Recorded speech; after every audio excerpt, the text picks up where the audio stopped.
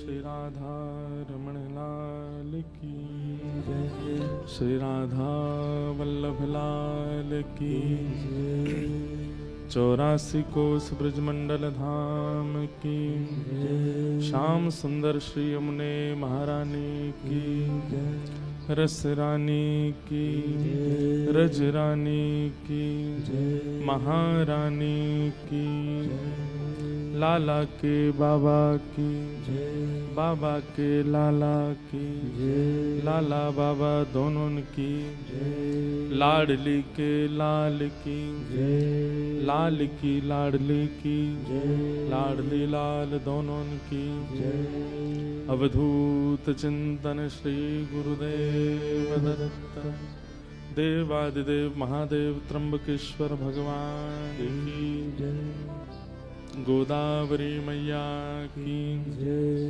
जय जय श्री राधे। नमः पार्वती पतये हर हर महादेव।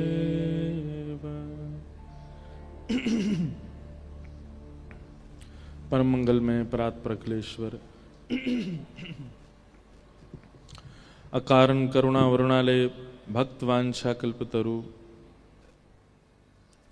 तड़िद्वित विनिंदित पीताम्बरधारी श्री बालकृष्ण लाल की शब्दमयी वाणीमयी प्रतिमूर्ति हम आप सबके मध्य में विराजमान श्रीमद् भागवत महापुराण, जिनको केंद्र में विराजमान करके हम आप सब लोग वृंदावन रसोत्सव की भाव कथा श्रवण कर रहे हैं, ऐसे श्री दत्त भगवान को बारंबार प्रणाम, जिनकी पावन भूमि ये त्र्यंबकेश्वर है। ऐसे प्रभु श्री राम एवं देवों के देव महादेव श्री त्र्यंबकेश्वर नाथ प्रभु को बारंबार प्रणाम, जिनकी कृपा से हम आप सब लोग यहाँ विराज पा रहे हैं। ऐसे हमारे परम पूजनीय परम वंदनीय प्रातस्मरणीय श्री दत्तदास जी महाराज को बारंबार वंदन। मंच पर विराजमान चारों गुरुदेव चारों आचार्यों को प्रणम्य, सन्मुख विराजमान समस्त गंधर्वजन और आप सभी श्रोता भाई बंधु मातृशक्ति सबको जय श्री कृष्ण, जय श्री कृष्ण, जय सिया राम, जय सिया राम, जय श्रीमन नारायण, जय श्रीमन दिगंबरा दिगंबरा। ठाकुर जी की बड़ी कृपा है। वैशाख मास जो कि उत्सवों का मास है, ऐसे सुंदर सुंदर उत्सव होते हैं, आचार्यों के उत्सव, ठाकुरों के उत्सव। ऐसे इस पावन मास में हम आप सब लोग श्री दत्त धाम नासिक में उपस्थित होकर के वृंदावन रस चर्चा युक्त सत्संग श्रवण कर रहे हैं, ये सौभाग्य है। इस समय भारत में कहीं कहीं जो स्थिति बनी हुई है उससे आप सब लोग अवगत हैं।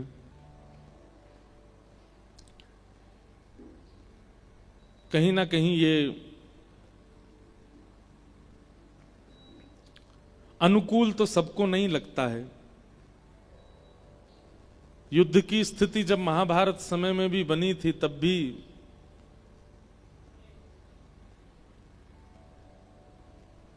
कईयों, थोड़ा कम, इसको थोड़ा कम कर दीजिए, हाँ हल्की हवा बस। युद्ध की स्थिति जब तब भी बनी थी तब भी ठाकुर जी का भी मन नहीं था कि युद्ध हो, इसलिए शांति प्रस्ताव लेकर के भगवान दुर्योधन के पास गए थे और दुर्योधन को जाकर के ठाकुर जी ने युद्ध होने से क्या क्या होता है ये सब बताया था। कितने बालक अनाथ हो जाएंगे, कितनी माताएं विधवा हो जाएंगी, निर्दोष लोगों के प्राण चले जाएंगे। और युद्ध से केवल इतना ही होता है ऐसा नहीं है। एक राष्ट्र का, एक राज्य का जो धन बल, मन बल है, सैन्य बल है, वो भी तो घटता है। कहीं ना कहीं युद्ध के समय पर देशों की जो इकोनॉमी है वो भी तो डाउन जाती है, बहुत कुछ होता है। एक प्रकार से आप जब युद्ध की स्थिति आती है तो अपने तत्कालीन समय से लगभग 10-20 वर्ष पीछे चले जाते हो। इसलिए युद्ध चाहता तो कोई भी नहीं है। ठाकुर जी ने भी दुर्योधन को समझाने का प्रयास किया, लेकिन समझाने के बाद भी जब दुर्योधन नहीं माना, सुच्चग्रैव न दास्यामि बिना युद्धेन केशव, मैं सुई के नोक के बराबर जमीन भी नहीं दूंगा बिना युद्ध के। तब ठाकुर जी बोले तो फिर तैयारी करो।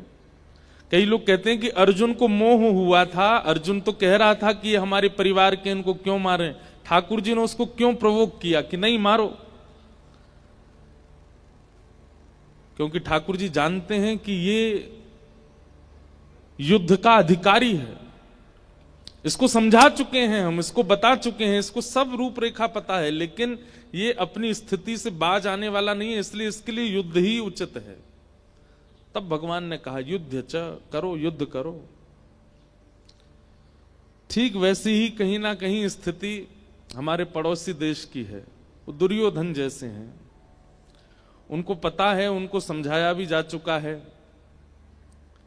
और स्थिति भी उनकी ऐसी है कि अगर आंख ज्यादा दिखा दी भारत ने तो शायद हो सकता है कि किसी स्थिति में रहने लायक भी ना बचें, लेकिन फिर भी उनका स्वभाव है। तो अब की बार थोड़ा सा भारत ने पहले जितना नहीं किया था उतना थोड़ा करने का प्रयास किया है, थोड़ा दिखाया है। अब भी पूर्णतः भारत नहीं अपनी स्थिति प्रकट कर रहा है, थोड़े थोड़े बाण छोड़ रहा है। यह आवश्यक है, और हम आप सब लोगों को इस समय श्री गोदावरी जी में, श्री त्र्यंबकेश्वर भगवान से, श्री दत्त प्रभु से, भागवत जी से, संत जनों से, गुरुजनों से, आचार्य जनों से प्रार्थना करनी चाहिए। सबको सम्मति दे भगवान, हमारे पड़ोसी देश के जो लोग हैं उनको सम्मति मिले और युद्ध की योजना ना बने, क्योंकि कहीं ना कहीं कितने बालक, कितने वीर, कितने पुत्र, कितने भाई, कितने पति खड़े हैं हम सबकी रक्षार्थ। कोई माँ, अब हम आप सब लोग तो बड़े आनंद में हैं, लेकिन पता नहीं कितने परिवारों की माँ चिंता में होगी कि उनका बेटा वहां खड़ा है, सीमा पर है। कितनी माताएं, कितनी पत्नियां कितनी चिंता में होंगी कि उनका जो वर है, सौभाग्य है, वो सीमा पर खड़ा है। कितनी बहनें चिंता में होंगी, रक्षाबंधन आने वाली है और उनके भाई अभी सीमा पर खड़े हैं। और केवल भाई नहीं हैं, बहनें भी हैं। और अब जो ऑपरेशन चल रहा है इसका तो पूर्ण कर्णधार 2 बहनें ही संभाल रही हैं विशेष रूप से।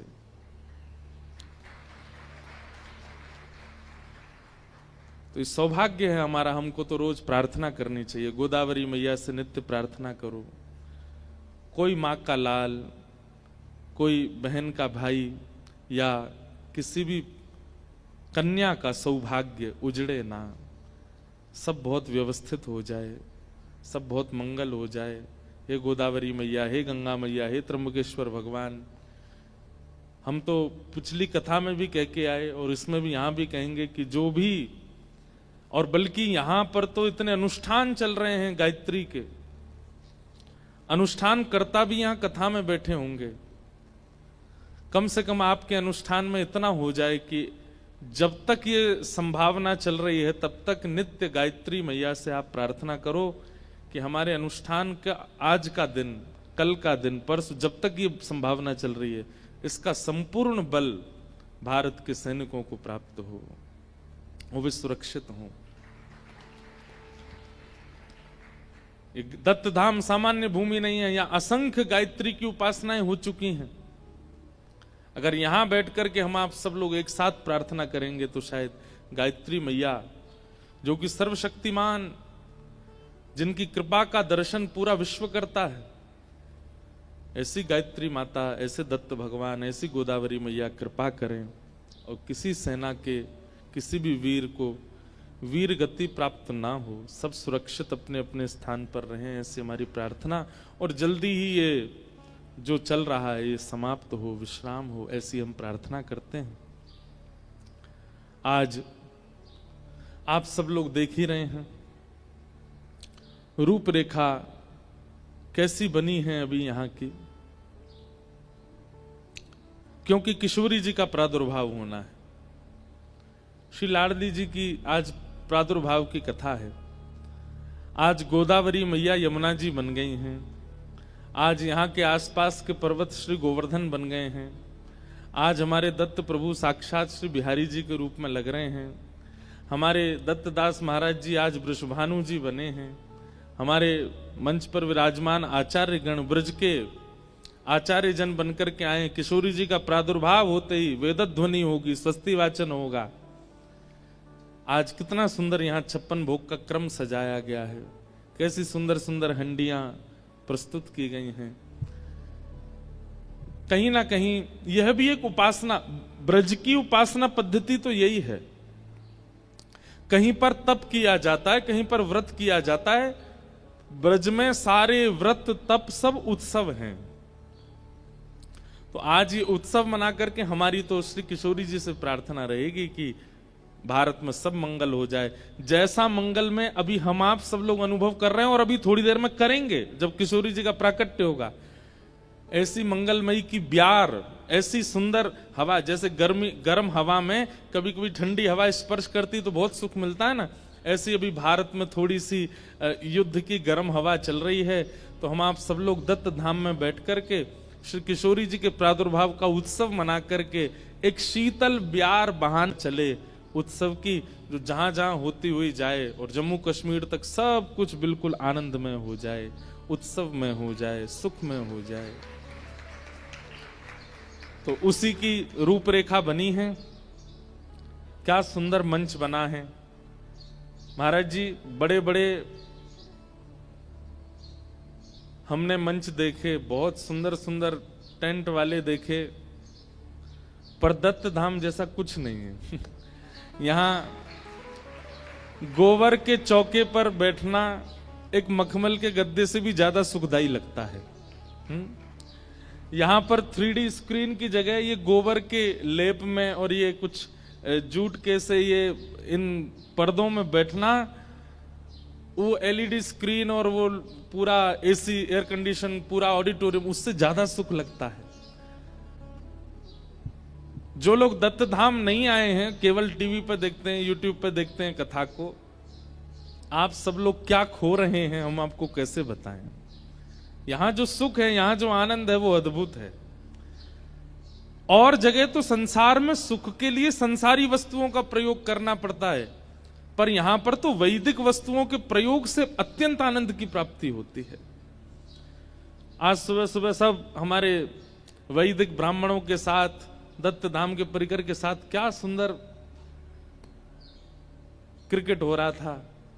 जहां पूर्व में कथा हुई आज वहां हमारा खेल चल रहा था। ब्रजवासियों ने 2 बार दत्त धाम के सब परिकर को हरा दिया महाराज जी। आप नहीं थे इसलिए हार गए सब लोग। तो या फिर ये समझ लीजिए मैं था इसलिए हम जीत गए। क्योंकि जैसे ही मैं आउट होता हूं ना तो हमारे अगले बैट्समैन की पैर टूट जाती है, तो उसकी जगह फिर मैं ही आ जाता हूं दोबारा। तो ये सब आनंद होता है। और हम तो सत्य बताएं, इस बार तो हम बहुत आनंद करने आए हैं। हम ना तो किसी से ऐसे मिल रहे पर्सनली, ना कुछ ऐसा, बस, और ना हमारा मन भी नहीं हो रहा कहीं बाहर जाने का। जबकि मैं पिछली बार ना सिखाया तब भी कहीं नहीं गया, अभी भी सोच के तो आया था कि जगह जगह दर्शन करने जाऊंगा, पर यहाँ आके जाने का मन ही नहीं होता। यहाँ लगता है कि बस यहीं रहें, यहीं आनंद करते रहें। ठाकुर जी से प्रार्थना करेंगे कि हनुमान जी महाराज एक बार फिर प्रकट हो जाएं और जैसे हिमालय पर्वत की एक श्रृंखला लेकर के लंका गए, ऐसे दत्त धाम को उठा के वृंदावन ले चलें और वहीं दत्त धाम विराजमान हो जाए। और हम तो महाराज जी फिर यहीं पड़े रहेंगे दत्त धाम में, आनंद करते रहेंगे। और आज हमने महाराज जी को प्रसाद के समय, राजभोग के समय एक निवेदन किया, महाराज जी अब कथाएं तो 2028 तक हमारी सब हैं, कहां कहां हैं, सब व्यवस्थित है, लेकिन फिर भी हर वर्ष दत्त धाम आएंगे ही आएंगे। और ये बात भी मंच से कह दूं ताकि ठाकुर जी लाज रखें, अब सप्ताह के लिए नहीं आएंगे, मास कथा के लिए ही आएंगे, 1 महीना के लिए ही आएंगे। आज मुझे महाराज जी इतना दुख हो रहा था, एक तो कल में आया इतने विलंब से तो 1 दिन निकल गया, फिर दूसरा आज का दिन भी, अब 2 दिन तो हो ही गए, बच्चे 5 दिन। अब 5 दिन बाद यहां से हम कैसे जाएंगे, कैसे मन लगेगा? वो आनंद, वो सुख जो यहां प्राप्त होता है वो अद्भुत है। तो बस इसलिए अब मास कथा के लिए ही आना होगा। हमारे महाराज जी से वादे तो पिछली कथा में बहुत हुए थे, चातुर्मास के हुए थे, कल्प कथा के हुए थे, जाने क्या क्या वादे हुए थे, लेकिन बाकी वादे तो ठाकुर जी देखेंगे कब पूरे हों। महाराज जी हमें ऐसा लगता है कि चातुर्मास और कल्प कथा ये भले ही प्रकट रूप से नहीं होती है, लेकिन आपके और मेरे मन में होती रहती है। हम नित्य दत्त धाम को याद करते हैं तो ऐसा लगता है 4 महीना तो दत्त धाम याद रहता ही है, तो हो गई चातुर्मास कथा। और अब तो ऐसा संबंध हो गया है कि अब जीवन भर दत्त धाम याद रहेगा, तो हो गई कल्प कथा। ये जीवन भर, ये 24 घंटे, दिन में ऐसा 24 घंटे में एक क्षण नहीं जाता होगा कि दत्त धाम की याद ना आवे, आती है। यहाँ का जो माहौल है, वातावरण है, वो अद्भुत है, उसका सुख मिलता है। इसलिए महाराज जी आज तक हमने किशोरी जी के प्राकट्य की कथा इतने विस्तार से नहीं कही, आज पहली बार कहेंगे श्री दत्त धाम में। इसलिए आप सब लोग खूब ध्यान से सुनना। किशोरी जी की बाल लीला भी कल से सुनाएंगे, कुछ निकुंज की लीलाएं भी सुनाएंगे। वृंदावन रसोत्सव नाम है। अनेक बार वृंदावन की रस कथाओं पर चर्चा करने को मिली, लेकिन जैसी दत्त धाम में होगी वैसी और कहीं नहीं हुई होगी। ये अद्भुत है, ये स्थान का प्रभाव है। तो आइए चलते हैं अब उत्सव की ओर। और वृंदावन भारत के इस छोटे से कोने से एक उत्सव की पॉजिटिविटी, एक उत्सव की सकारात्मकता हम प्रारंभ करें, ताकि भारत में जो अभी सब लोग बड़े परेशान, दुखी और थोड़े थोड़े नकारात्मक ऊर्जा से उत्पन्न हो रहे हैं, उस सब के मन में प्रेम उत्पन्न हो। किशोरी जी से ऐसी प्रार्थना करते हुए आइए आज के मंगल भाव में प्रवेश करते हैं। बोले वृंदावन बिहारी लाल की। आप सबसे हमारी प्रार्थना है, बहुत सावधानी से सुनिएगा।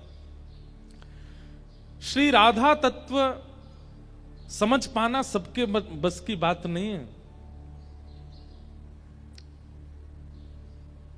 भगवद रसिक रसिक की बातें रसिक बिना को समझ सके ना, ये रस की बात है।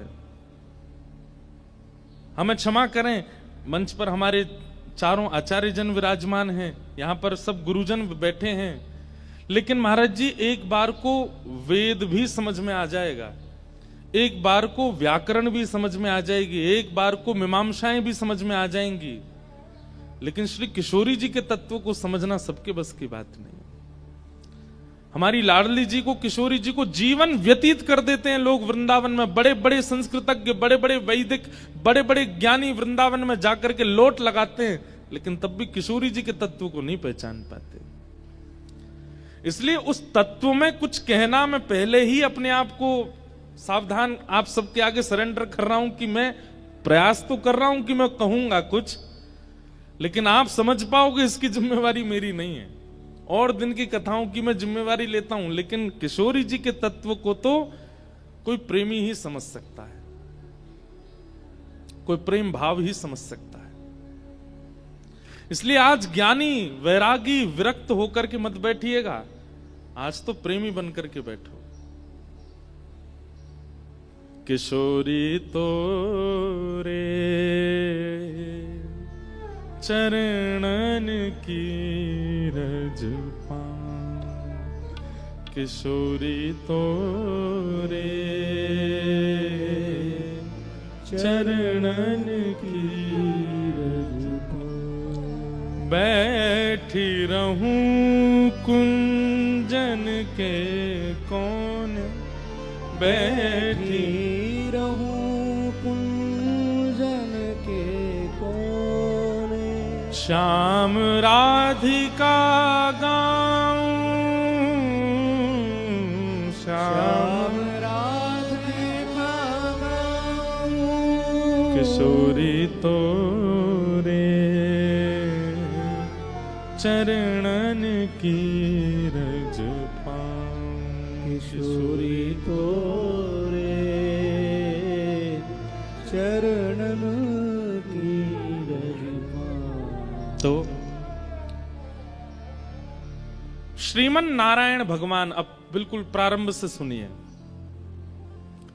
वही श्रीमन नारायण साक्षात श्री कृष्ण रूप में प्रकट हुए।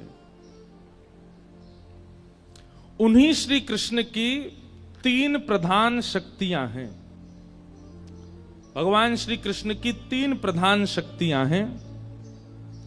एक है स्वरूप शक्ति, दूसरी है तटस्था शक्ति और तीसरी है माया शक्ति। सबसे पहली स्वरूप शक्ति, दूसरी तटस्था शक्ति और तीसरी माया शक्ति। माया शक्ति किसको कहते हैं?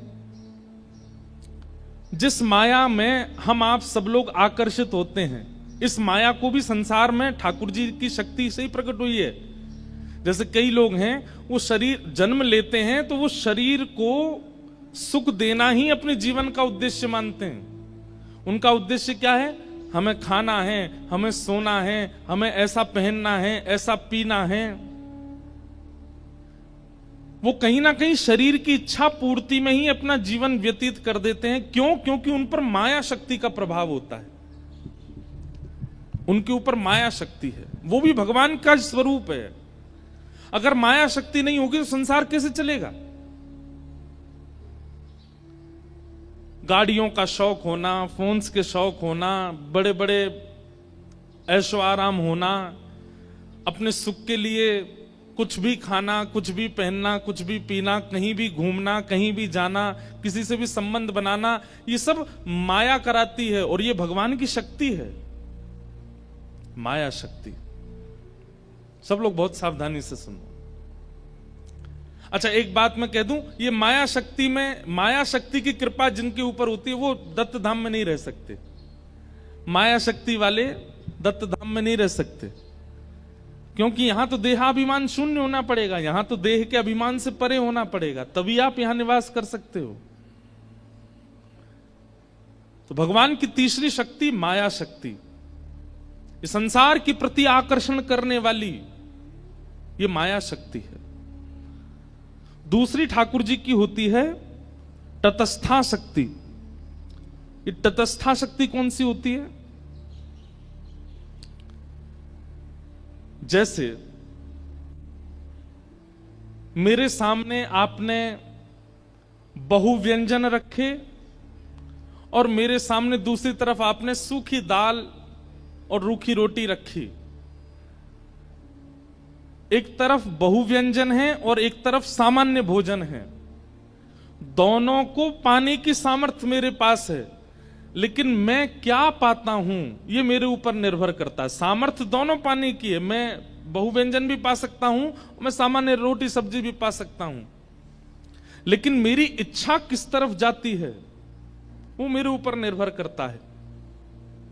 आंखों को देखने की, कानों को सुनने की, नासिका को सूंघने की, जीभ को चखने की, हाथों को पकड़ने की, पैरों को चलने की, त्वचा को स्पर्श की, ये सब शक्तियां जो हैं ठाकुर जी हम सबको शक्ति युक्त करके भेजते हैं, तटस्था शक्ति।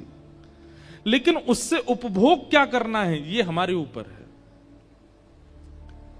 हमारी सर्वांगीण इंद्रियों को जो शक्तियां उपभोग करने की प्राप्त होती हैं ये तटस्था शक्ति है। कई लोग महाराज जी ऐसा कहते हैं कि सब भगवान की कृपा से होता है, तो क्या व्यक्ति पाप भी ठाकुर जी की कृपा से ही करता है? व्यक्ति के चित्त में बैठ के ठाकुर जी पाप करवाते हैं?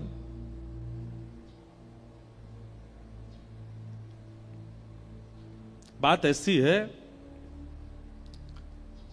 करंट तो निकला है, अब उसका उपयोग करके या तो उससे बल्ब जला लो, या तो उससे पंखा चला लो, या तो उससे एसी चला लो, या तो कूलर चला लो, और या फिर उसका दुरुपयोग करके किसी के हाथ में पकड़ा दो, उस मर जाएगा। शक्ति तो निकली है, शक्ति तो प्रवाहित हुई है, उसका सदुपयोग और दुरुपयोग हमारे हाथ में है। हमारी सर्वांगीण इंद्रियों को जो उपभोग करने की शक्ति प्राप्त है, ये तटस्था शक्ति है। और पहली शक्ति ठाकुर जी की है स्वरूप शक्ति। स्वरूप शक्ति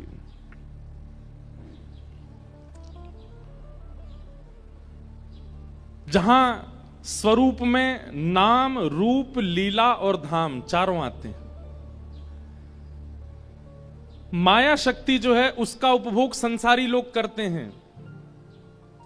तटस्था शक्ति जो है इसका उपभोग योगी लोग करते हैं, और स्वरूप शक्ति का उपभोग भक्त लोग करते हैं। हम आप सब लोग जो यहां बैठे हैं ना, हम कौन सी शक्ति के उपासक हैं? हम तीनों शक्तियों के उपासक हैं। हम माया शक्ति में भी पड़े हैं, हम तटस्था में भी पड़े हैं, और हम स्वरूप में भी पड़े हैं। एक जगह स्थिर नहीं हुए। हम आप में से एकाध दो चार ऐसे हैं जिनकी एक ठौर होगी, या तो पूर्ण रूपेण माया में है, या पूर्ण रूपेण तटस्था में है, या पूर्ण रूपेण स्वरूप में है। अगर वाणी क्लिष्ट लगती हो तो क्षमा करना, पर यह समझना बहुत जरूरी है किशोरी जी के तत्व के लिए। भगवान की स्वरूप शक्ति ये प्रथम है, और स्वरूप शक्ति के भी 3 अंग हैं। भगवान की स्वरूप शक्ति किन किन रूपों में प्रकट होती है? तो उसमें पहला है संघनी शक्ति। संघनी का मतलब क्या है? ठाकुर जी के धाम, ये भगवान की संघनी स्वरूपा है, ये संघनी स्वरूप है। वृंदावन है, द्वारिका है, जगन्नाथपुरी है, बद्रीनाथ है, दक्षिण में श्रीरंगम है, श्रीनाथ द्वारा राजस्थान में है। अच्छा, ये तो है पृथ्वी के। और फिर इसके बाद जाओ तो वैकुंठ है, साकेत है, गोलोक है। ये भी भगवान के स्वरूप माने। जब वृंदावन भगवान का स्वरूप ही तो है, श्री जगन्नाथपुरी धाम भी जगन्नाथ भगवान का स्वरूप है, द्वारिका धाम भी द्वारिकाधीश का स्वरूप है। मतलब धाम भी भगवान का स्वरूप माना जाता है। स्वरूप के 3 रूप हैं। पहला संघनी स्वरूप, ये धाम के रूप में प्रकट होता है।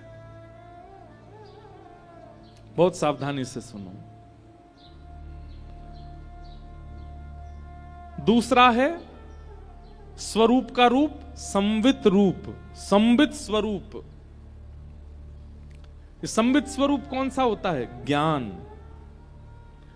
कई बार आप धाम नहीं जाते, कई बार आप ठाकुर जी का प्रत्यक्ष दर्शन नहीं करते, लेकिन कथा में सुनाया गया जो ज्ञान है, उस ज्ञान से ही आपको ठाकुर जी का अनुभव होने लग जाता है।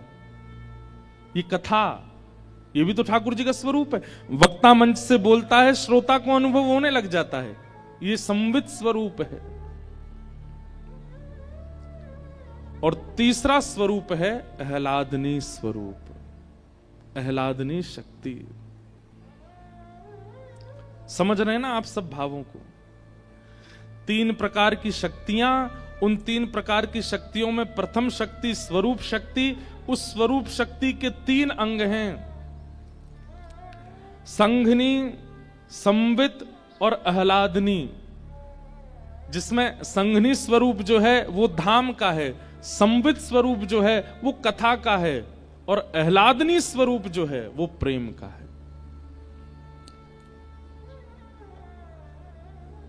कई लोग अपने जीवन में नाम जप धर्म केवल इसलिए करते हैं क्योंकि उनको धाम चाहिए। हमें वैकुंठ जाना है, हमें गोलोक धाम जाना है, हमें साकेत जाना है। वो अपने जीवन को पुण्यमय बना के रखते हैं ताकि मृत्यु के बाद उनको भगवत धाम की प्राप्ति हो जाए। वो ठाकुर जी के किस स्वरूप के अधिकारी हैं? संघनी स्वरूप। पाप मत करो, दुराचार मत करो, ऐसा व्यवहार मत करो, अरे जीवन में कोई ऐसी क्रिया मत करो कि तुम वैकुंठ जाने से वंचित हो जाओ। ये संगनी स्वरूप के उपासक हैं। कई लोग संवित स्वरूप के उपासक हैं, उनको वैकुंठ जाने से इतना प्रलोभन नहीं है, उनको साकेत की इच्छा नहीं है, उनको गोलोक धाम जाने की इच्छा नहीं। उनके लिए क्या है? बोले पृथ्वी पर हमारा जन्म हुआ, यहीं कथा भागवत कीर्तन और उत्सव करके यहीं वैकुंठ प्रकट कर लो, यहीं साकेत का अनुभव कर लो, यहीं गोलोक धाम का अनुभव कर लो। और तीसरा स्वरूप है ठाकुर जी का आह्लादनी स्वरूप। अब एक बात बहुत ध्यान से सुनिएगा, संधनी और संवित इन दो का अधिकार मुझे, आपको, हम सबको है, पर ठाकुर जी का जो आह्लादनी शक्ति का स्वरूप है उसका अधिकार केवल ठाकुर जी को है। ठाकुर जी ने उसका प्रयोग अपने लिए किया है। भाई हम सबका स्वरूप होता है कि हम कुछ अंश परिवार वालों के लिए रखते हैं, कुछ अंश मित्रों के लिए रखते हैं, कुछ अंश व्यवहार के लिए रखते हैं, कुछ अंश संसार के, और कुछ अंश अपने लिए भी तो रखते हैं। अभी तक हमने जितने नाम बताए, स्वरूप शक्ति, तटस्था शक्ति, माया शक्ति, संगनी शक्ति, संवित शक्ति, ये सब ठाकुर जी ने सबके लिए बनाई। एकमात्र एक ऐसी शक्ति है जिसको अपने लिए प्रयोग किया, आह्लादनी शक्ति। और वह आह्लादनी शक्ति कौन है? श्री कृष्ण का धाम संघनी शक्ति है, श्री कृष्ण का ज्ञान संवित शक्ति है, और श्री कृष्ण के भीतर उत्पन्न होने वाला आनंद, प्रेम, उन्माद, उत्साह, वो आह्लादनी शक्ति श्री राधा रानी, श्री किशोरी जी हैं।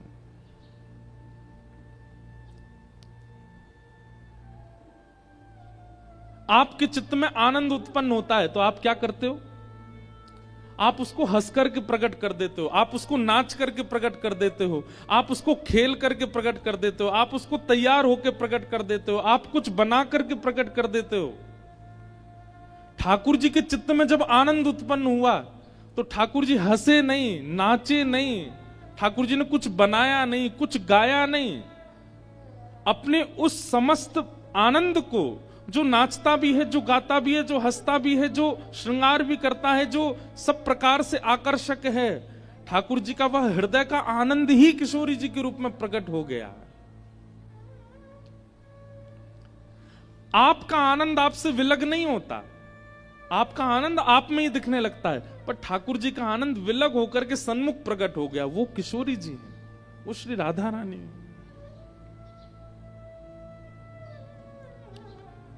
वो ठाकुर जी की आह्लादनी शक्ति।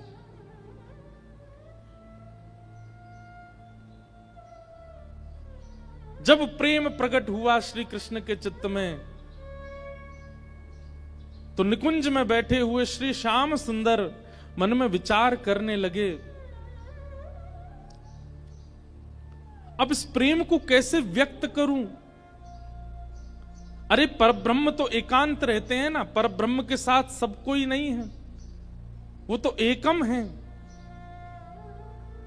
तब एकम ठाकुर जी के चित्त में जब प्रहलाद आनंद का वह उन्माद उत्पन्न हुआ, तब श्री ठाकुर जी ने मन में विचार किया, इसको व्यक्त कैसे करूं, इसको प्रकट कैसे करूं?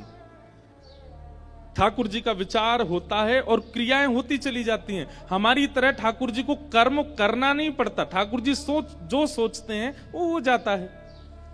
जैसे ठाकुर जी के चित्त में प्रेम, उन्माद और आह्लाद उत्पन्न हुआ, वही प्रेम, उन्माद, आह्लाद तप्त कांचन गौरांगी श्री राधे वृंदावनेश्वरी,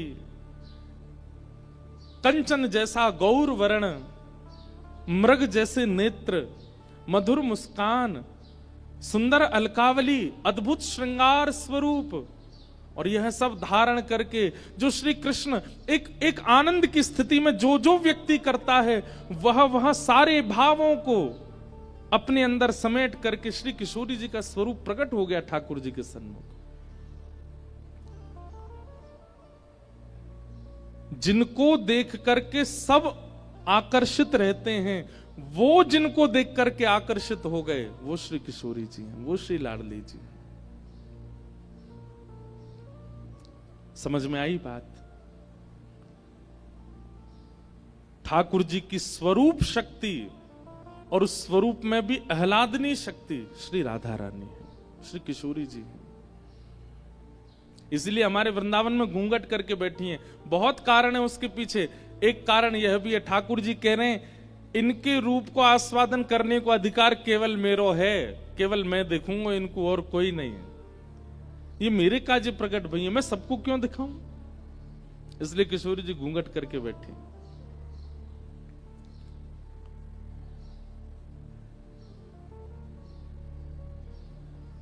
किशोरी जी का प्रादुर्भाव निकुंज में हुआ। अच्छा, हमारी श्री लाडली जी का प्राकट्य बरसाना में हुआ, ये बाद की बात है।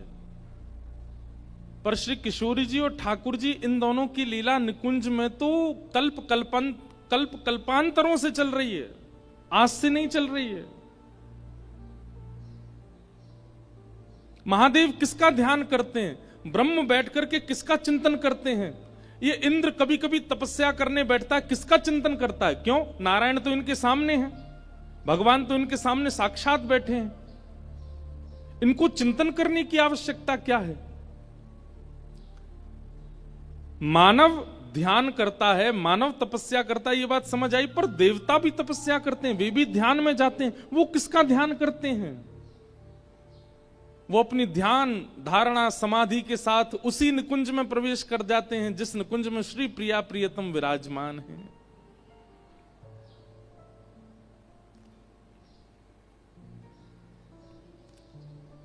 और वहां वही निकुंज विलास का दर्शन करते हैं जहां किशोरी जी और ठाकुर जी नित्य विराजते हैं।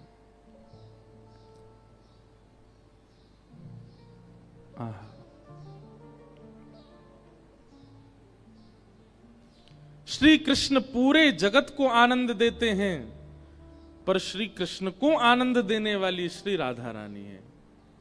श्री कृष्ण को आनंदित करने वाली श्री किशोरी जी हैं, श्री लाडली जी।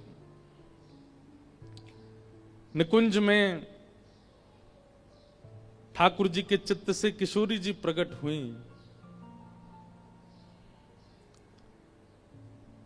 सुख मिला, ठाकुर जी को आनंद मिला। लेकिन थोड़ी देर बाद मन में इच्छा हुई कि केवल अकेले हम दोनों हैं, यह सुख, यह इसका विस्तार और भी होना चाहिए।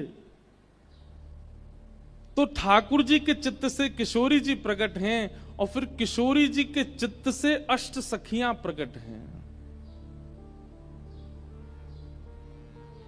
अष्ट सखियों का प्रादुर्भाव हुआ है। और वो अष्ट सखियां कौन कौन हैं? किशोरी जी ने मन में विचार किया कि श्याम सुंदर को सुख देना है, तभी सबसे पहली सखी श्री ललिता जी प्रकट हुई। और ललिता जी की सेवा क्या है? ललिता जी बीड़ी भोग पधराती हैं, ठाकुर जी को बीड़ा पवाती हैं निकुंज में। ललिता जी। तभी मन में विचार हुआ और श्याम सुंदर को और सुख देने का विचार हुआ। तब दूसरी सखी प्रकट हुई, कौन? श्री विशाखा जी। और विशाखा जी की सेवा क्या है? ठाकुर जी को वस्त्र धारण कराना, अलंकार धारण कराना, इसकी सेवा श्री विशाखा जी की है। और विचार किया तब किशोरी जी के चित्त से तीसरी सखी प्रकट हुई, श्री चित्रा जी। ये ठाकुर जी को माला धारण कराते, जैसे हम मंच पे बैठते हैं तो गुरु जी आते हैं, महाराज जी आते हैं, माला पहनाते हैं, सिर पे धार। ऐसी श्यामा श्याम जैसी निकुंज में अपने आसन पर विराजमान होते हैं, तो उनको वस्त्र आवरण अलंकार धराने की सेवा जो है ये चित्रा जी की है। ये चित्रण करती हैं कि आज निकुंज में श्यामा श्याम ऐसे दिखने चाहिए, तो वैसे वस्त्र, वैसे आभूषण, वैसी माला उसका चिंतन करके लाती हैं और श्री ठाकुर जी को धारण कराती हैं। और भी कई सेवाएं हैं इनकी। अच्छा, एक बात और सुनिएगा, ये अभी प्राकट्य की कथा हम सुन रहे हैं निकुंज में, जहां नित्य श्यामा श्याम की लीला चलती है। बरसाना में, ब्रजमंडल में इनका प्राकट्य कैसे हुआ वो कथाएं अलग हैं। ये समझ लीजिए कि नित्य विहार करने वाले श्री प्रिया प्रियतम हम जीवात्माओं पर कृपा करने के लिए ब्रजमंडल में प्रकट हुए, फिर उस प्राकट्य की कथा अलग है। बाकी निकुंज में निरंतर ये सेवा चलती रहती है, तो वहां की सेवा का हम प्रारूप पहले समझ रहे हैं। तो पहली सखी कौन? श्री ललिता जी, दूसरी विशाखा जी, तीसरी चित्रा जी, चौथी सखी हैं इंदुलेखा। ठाकुर जी की चौथी सखी श्री इंदुलेखा जी। और इंदुलेखा जी की सेवा क्या है? ये ठाकुर जी की भोजन सामग्री सिद्ध करते हैं। ऋतु के अनुसार, मौसम के अनुसार, जैसा मौसम, जैसा वातावरण, जैसी ऋतु, वैसी सामग्री बना करके ठाकुर जी को पवाती है इंदुलेखा जी। फिर किशोरी जी ने चिंतन किया, तब उनके चित्त से पांचवी सखी श्री रंग देवी जी प्रकट हुई। और रंग देवी जी की सेवा क्या है? प्रिया प्रियतम दोनों जब सेज पर विराजमान हो जाते हैं, तब उनकी सुंदर पत्रावली बनाना। आज ऐसे पत्रावली बनेगी, आज मयूर बनेंगे गाल पर, आज सुंदर सुंदर ऐसे गोल गोल कुंड जैसे बनेंगे, आज ऐसे केसर के चंदन आएंगे। आज शीतकाल ज्यादा है तो केसर का चंदन नहीं लगेगा। आज ठाकुर जी को अन्य सामग्री, मतलब रूप के श्रृंगार की सेवा श्री रंग देवी जी की है।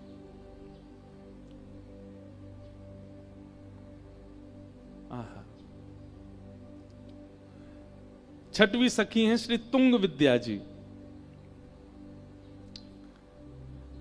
और तुंग विद्या जी की सेवा क्या है?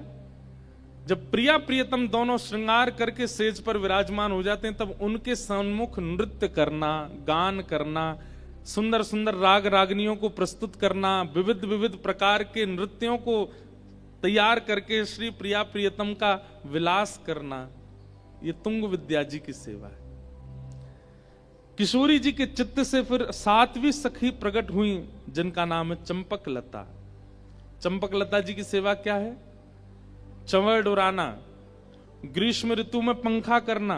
ये सिंहासन के पीछे खड़ी रहती हैं, वहां खड़े खड़े श्री प्रिया प्रियतम को केवल पंखा जलती रहती हैं, चंवर डुराती रहती हैं, उनके सुख का विचार करती हैं। ऋतु के अनुसार जो होना, अब जैसे सर्दी आ जाती है तो सर्दी में क्या करती हैं? सिगड़ी सिद्ध करके लाएंगी, कोयला जला करके सिगड़ी करके फिर वो सामने रखेंगी। मतलब उनके अंग को अनुकूल वातावरण प्रदान करना, ये इनकी सेवा है। और फिर किशोरी जी के चित्त से आठवीं सखी प्रकट हुई सुदेवी जी। और सुदेवी जी की सेवा क्या है? किशोरी जी को जल पिलाना, ठाकुर जी को जल पिलाना। गर्मी है तो मिट्टी के बर्तनों में जल रखना, सर्दी है तो स्वर्ण पात्र में जल रखना, बारिश का मौसम है तो फिर जल में केसर डालना, उसमें थोड़ी कपूर, थोड़ी सी मिश्री पधरा देना, उसको शरबत का रूप दे देना। विविध विविध प्रकार से शरबतों को तैयार करके किशोरी जी को पिलाना, दूध पिलाना, पेय पदार्थ निर्माण करके देना, उनके श्रम को दूर करना, ये सेवा सुदेवी जी की है।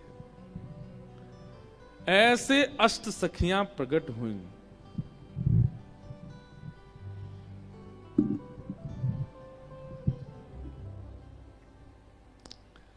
ये अष्ट सखियां प्रकट हुई। और महाराज जी इतना ही नहीं, फिर इन आठों की एक एक के चित्त में से 8-8 सखी और प्रकट हुई। जैसे ललिता जी की 8 सखियां और हैं। भैया यार ठीक करवाओ।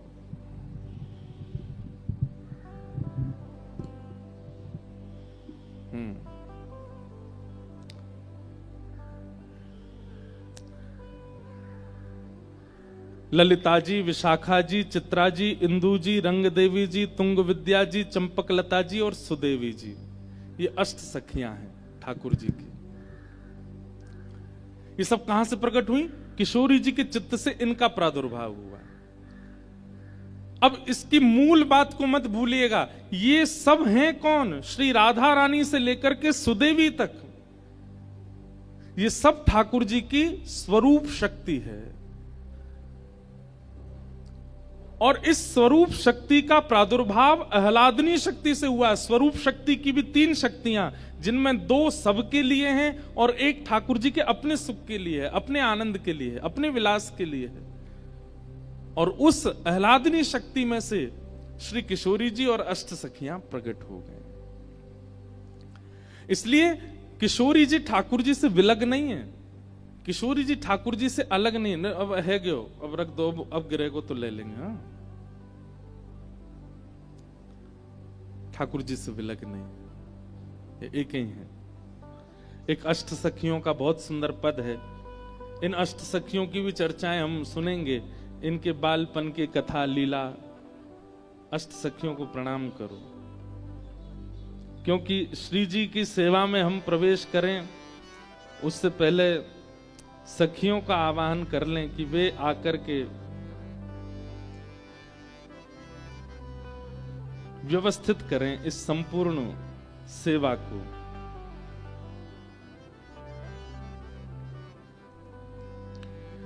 जय जय जय प्रिया अष्ट सहेली, जय जय जय प्रिया अष्ट सहेली, जय जय जय प्रिया अष्ट सहेली, जय जय जय प्रिया अष्ट सहेली,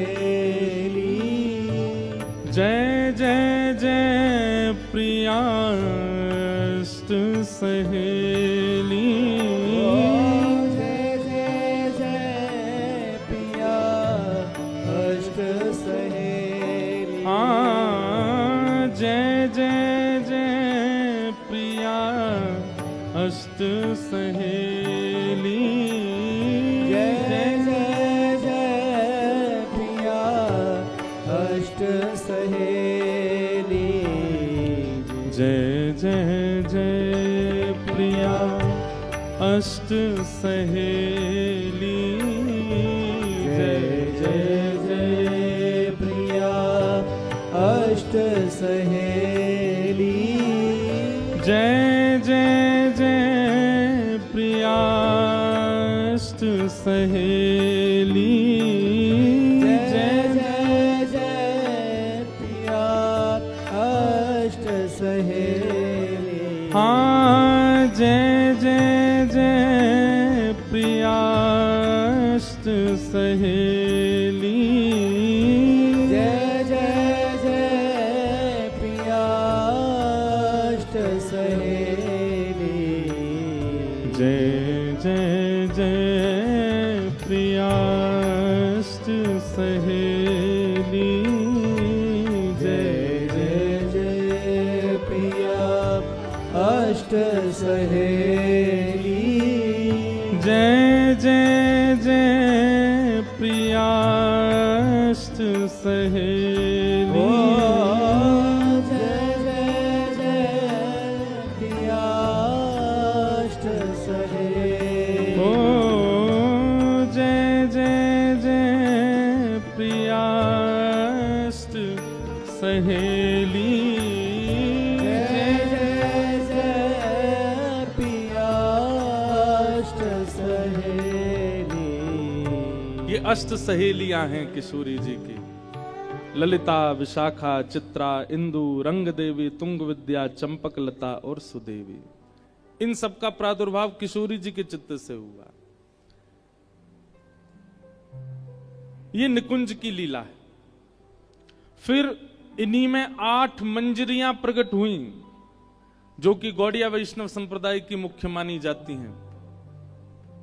जैसे हमारे यहाँ हमारे हरिवंशियों में, हरदासियों में सखियां प्रधान हैं, सहचरियां प्रधान हैं। ऐसे ही गौड़िया वैष्णव संप्रदाय में वहां मंजरियां प्रधान हैं।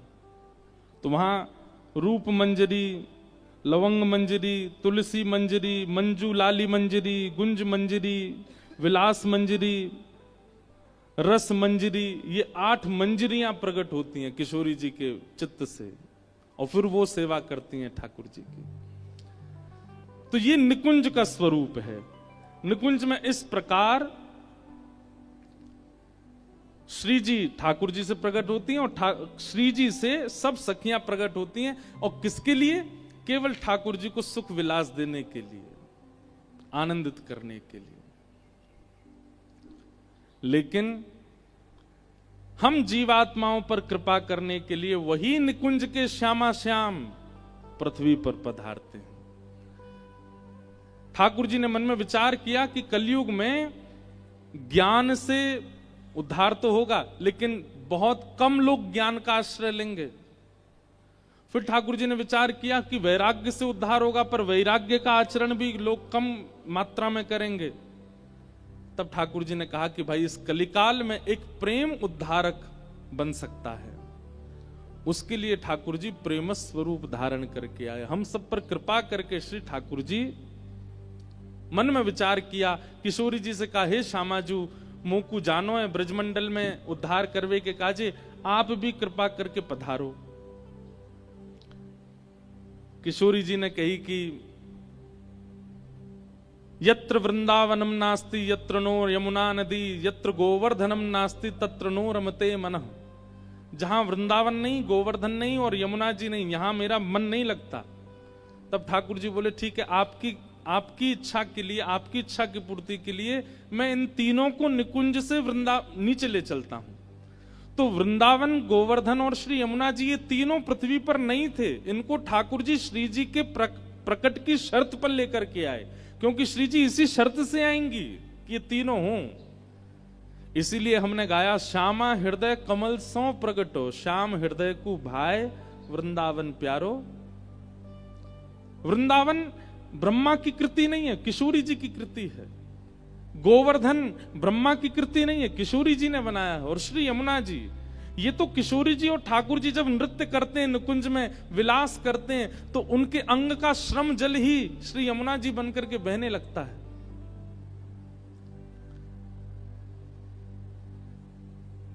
तीनों को ठाकुर जी लेकर के पृथ्वी पर आए और किशोरी जी से कहा, अब आप भी कृपा करो।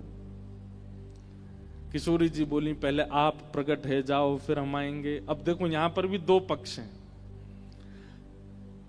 कई जगह ऐसी मान्यता है कि किशोरी जी 1 वर्ष बड़ी हैं ठाकुर जी से, और कई जगह ऐसी मान्यता है कि किशोरी जी 1 वर्ष छोटी हैं, 1 वर्ष 1 महीना छोटी हैं ठाकुर जी से। अब इसमें भी यह है कि हमारे ब्रज के रसिक जन अपने मनोभाव से इस भाव को स्वीकार करते हैं। अब जैसे गौड़िया परंपरा में आप सुनेंगे तो वहां किशोरी जी को छोटा मानते हैं, लाल जी से छोटी हैं किशोरी जी। पर हमारे ब्रज की कई बधाइयां ऐसी हैं, उन बधाइयों को अगर प्रमाण माने तो उन बधाइयों में ठाकुर जी का जन्म हो रहा है और किशोरी जी मैया की गोद में बैठ करके आई हैं लाला को देखने के लिए। तो उन बधाइयों के अनुसार किशोरी जी बड़ी हैं ठाकुर जी से। पर अब बड़ी हो चाहे छोटी हो, हमारे लिए तो किशोरी जी हैं। तो जिस भी भाव में हैं वो हम स्वीकार करते हैं। पर आज हम ये भाव, इस भाव से सुनेंगे कि किशोरी जी छोटी हैं लाल जी से, लाल जी बड़े हैं किशोरी जी से।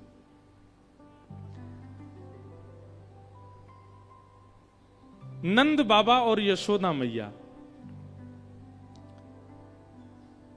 इनके 2 सखा हैं, बड़े अभिन्न सखा हैं। कौन? श्री वृषभानु जी और कीर्ति मैया। एक कथा महाराज जी ऐसी आती है कि जब भगवान ने मोहिनी रूप धारण किया तो इतना सुंदर था ठाकुर जी का मोहिनी स्वरूप कि उसको देख करके सारे देवता मोहित हो गए। कहां तक कहें, सबके मन में विचार होने लगा, अगर ये अब विवाहित हों तो इनसे हम ब्याह कर लें। कई देवता तो माला वाला लेके तैयारी में आ गए थे, बोले हमसे जयमाल करा लो, हमसे ब्याह कर लो। ठाकुर जी धीरे से आवाज करके बोले, ए नारायण हैं हम। बोले नारायण हो तो क्या हुआ, इतनी सुंदर लग रही हो, हमसे ब्याह कर लो। सब ठाकुर जी के स्वरूप पर ब्याह की भावना से मोहित हुए। जी जो थे, इनका वंश आगे नहीं बढ़ रहा था, इनके वंश में कोई बालक नहीं हुए। तो इन्होंने गोवर्धन की तलेटी में गिरिराज बाबा के पास चकलेश्वर महादेव की जाकर के आराधना की और वहां जाकर के महादेव से प्रार्थना की कि हे महादेव, हमारा वंश यहीं रुक जाएगा, इससे आगे वंश बढ़ेगा नहीं। हमें कोई पुत्र पुत्री की कामना नहीं है, पर हमारी कामना यह है कि ये इतना सुंदर पवित्र वंश चला आ रहा है, ये वंश चलता रहे। तो इस भावना से जब इन्होंने गिरिराज पर्वत पर जाकर के प्रार्थना की तो महादेव ने प्रसन्न होकर के, प्रकट होकर के, क्या अपूर्ण रह गई थी वो आपने पूरी कर दी। अब बस अब प्रतीक्षा करो, आपके कुल में एक सुंदर दीप प्रज्वलित होगा। फिर धर्मधीर जी के पुत्र हुए महीभान जी और महीभान जी के पुत्र हुए श्री वृषभानु जी। और ये वृषभान जी जो हैं, ये सूर्य ही वृषभान जी के रूप में आए हैं, क्योंकि सूर्य की इच्छा थी कि मैं मोहेगी, इतना सुंदर रूप प्रकट होगा। आप तो बस प्रतीक्षा करो। तो महीभान जी के पुत्र हुए श्री वृषभान जी, और वृषभान जी का ब्याह हुआ इंदुसेन राजा की पुत्री, इनकी माताजी का नाम था मुखरा देवी और इनकी पुत्री हुई कीर्ति मैया। कीर्ति मैया से ब्याह हुआ श्री वृषभान जी का। दो परिवार, दो दंपति ऐसे हैं ब्रजमंडल में जिनके पास अथाह की तादाद में धैर्य है। हर चीज से धैर्य है, धन से धैर्य है, संपत्ति से धैर्य है, ऐश्वर्य से धैर्य है। धैर्य का मतलब क्या है कि संपत्ति आने पर ज्यादा विचलित नहीं हुए, बहुत यश मिल जाने पर ज्यादा हर चीज में धैर्य है, बहुत सरल हैं, सहज हैं। लेकिन एक चीज ऐसी है जिससे इन दोनों के चित्त में अधैर्य है। एक तो गोकुल में विराजमान नंद यशोदा, उनके चित्त में अधैर्य है कि हमारे पुत्र नहीं है। और एक बरसाने में श्री वृषभान जी और कीर्ति मैया, इनके चित्त में है कि हमारी पुत्री नहीं। वृषभानु जी और नंद बाबा, कीर्ति मैया और यशोदा मैया, ये आपस में इतने घनिष्ठ मित्र हैं कि यमुना स्नान करने भी संग ही जाते हैं। और जब यमुना स्नान करने जाते हैं तो यमुना जी में ही हाथ पकड़ करके नंद बाबा और वृषभानु जी एक दूसरे से बात करते करते कहमे बोले, हे यमुना मैया, ऐसी कृपा करियो हमारे नंद बाबा के यहाँ एक लाला है जाए। और फिर डुबकी लगाते हैं वृषभान जी। फिर नंद बाबा के, हे यमुना मैया, जैसे वृषभान जी आशीष दे रहे हैं वैसे मैं भी आशीष दूं, आप कृपा करियो इनके लाली है जाए। और यदि इनके लाली है गई तो मैं अपने लाला को ब्याह इनसे करा दूंगा। अभी तो ये हमारे मित्र हैं, बाद में ये हमारे समधी है जाएंगे, बाद में हमारा संबंध है जाएगा। नंद बाबा और वृषभानु जी की बात दूर बैठी बैठी सुनती हैं। जब यशोदा मैया और कीर्ति मैया दोनों प्रसन्न हो जाती हैं। अरे सखी, कहीं जे सपनों ही तो नहीं रह जाएगो। ये दोनों मित्र रोज हाथ पकड़ करके यमुना स्नान करते समय ऐसा भाव रखें कि हमारे पुत्र हो, तुम्हारी पुत्री हो तो ब्याह कर देंगे। लेकिन कहीं ये केवल बातें ही तो नहीं रह जाएगी, कहीं स्वप्न तक सीमित तो नहीं रहेगो। कीर्ति मैया कहती हैं, तुम चिंता मत करो, जल्दी होएगो कछु ना कछु। आहा, अब बिल्कुल सावधानी से सुनिएगा, अब उत्सव की ओर चल रहे हैं हम।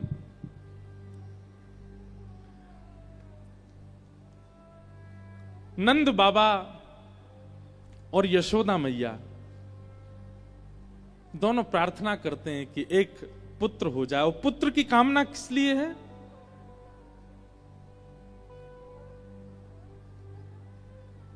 विष्णु आराधन के लिए, गौ सेवा के लिए, संत सेवा के लिए एक पुत्र की कामना करते हैं।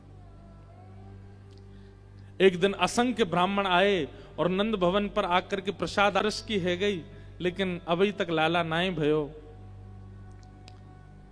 ब्राह्मण बोले, ब्रह्म वाक्यम जनार्दनम, हमारी वाणी जनार्दन की वाणी है और हमारे मोहते निकल गई है। बाबा लाला होएगो तो होएगो, अब चिंता मत करो। और पावन घड़ी आई। एक दिन यशोदा मैया यमुना स्नान करके जैसी लौटी तो प्रसव होने के जो संकेत होते हैं वो संकेत मां को दिखने लगे। सखियों को बुलाया, गोपियों को बुलाया, सबको बुला करके कहा, मुझे ऐसा ऐसा अनुभव होता है। और उस अनुभव को सुनकर के सब सखियां प्रेम में भर गईं और सब ने जाकर के नंद बाबा से कही, बाबा बधाई हो। काय बात की बधाई? बोले श्री यशोदा मैया कुप्रसव के संकेत है रहे हैं। या को मतलब है कि गर्भ में बालक है, अब तो बस आप प्रतीक्षा करो, जल्दी ही सुंदर बालक को जन्म होगा। नंद बाबा इतने प्रसन्न हुए, सुनते ही सबसे पहले ये खबर जैसी नंद बाबा को पड़ी, उसी समय देखते हैं कि सामने से वृषभानु जी आ रहे हैं। नंद बाबा के नेत्रों में प्रेम अश्रु हैं, प्रेम पुलकित नेत्र हो रहे हैं। नंद बाबा दौड़े दौड़े गए, वृषभानु जी को जाकर के हृदय से लगाया। वृषभानु जी बोले, अरे आज इतने प्रसन्न कैसे, कहा बात है? और ये प्रेम के अश्रु क्यों छलक रहे हैं नेत्रन से, कहा बात है? नंद बाबा बोले, आपके मनोरथ, आपके भाव, कीर्ति मैया के भाव पूर्ण है रहे। श्री यशोदा जी को प्रसव को संकेत है। बंधुओं, हमारे आचार्य चरण ऐसा वर्णन करते हैं वृंदावन रस लीलाओं में कि इतने प्रसन्न तो नंद बाबा और यशोदा जी नहीं है जितने प्रसन्न कीर्ति मैया और वृषभानु जी हैं कि नंद बाबा के यहां लाला एवे वारो है। इतने प्रसन्न।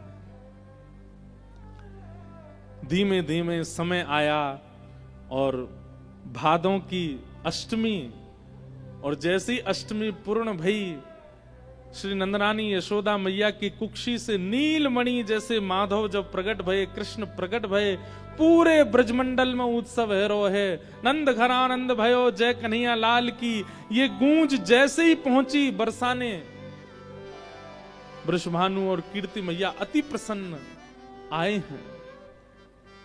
आहा, अब देखो, ये ब्रज को प्रेम नहीं है तो क्या है? लाला प्रकट भये, तो लाला प्रकट हैवे में बधाई लेके आना चाहिए, लाला प्रकट हैवे में टोपी कुर्ता लेके आना चाहिए, लाला प्रकट हैवे की खुशी में खिलौने लेके आना चाहिए। पर वृषभानु जी और कीर्ति मैया लाला प्रकट हैवे की खुशी में कहा लेके आए? टीको समझे?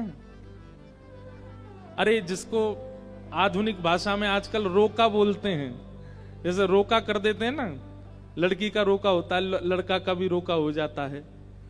रोका का मतलब क्या होता है? वो रोक देते हैं, बोले अब इनका ब्याह हमारे बालक से ही होगा। कितने आश्चर्य की बात है कि कीर्ति मैया वृषभानु जी के अभी लाली नहीं हुई है, अभी लाली का जन्म नहीं हुआ, और वहां वृषभानु जी और कीर्ति मैया टीका लेकर के आए हैं। और टीके में जो जो सामग्री होती है, नारियल होता है, श्रीफल होता है, वस्त्र होते हैं जमाई के, और गले में पहनाने की आभूषण होते हैं, हाथ के आभूषण होते हैं, और भी जो जो सामग्री होती हैं, सास ससुर के आभूषण, वो सारी सामग्री लेकर के आए हैं।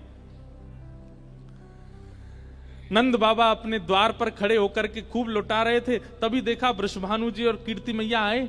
आकर के तुरंत नंद बाबा को हाथ पकड़ो, भीतर लेके गए, बोले भीतर चलो। नंद बाबा बोले, अरे इतनी सामग्री कायकू लाए हो? बोले देख तो लो कहा लेके आए हैं। वस्त्र हटा करके देखो महाराज, तो वहां में तो संबंध पक्की करवे की जो जो सामग्री होती है वो लेकर के आए हैं वृषभानु जी और कीर्ति मैया।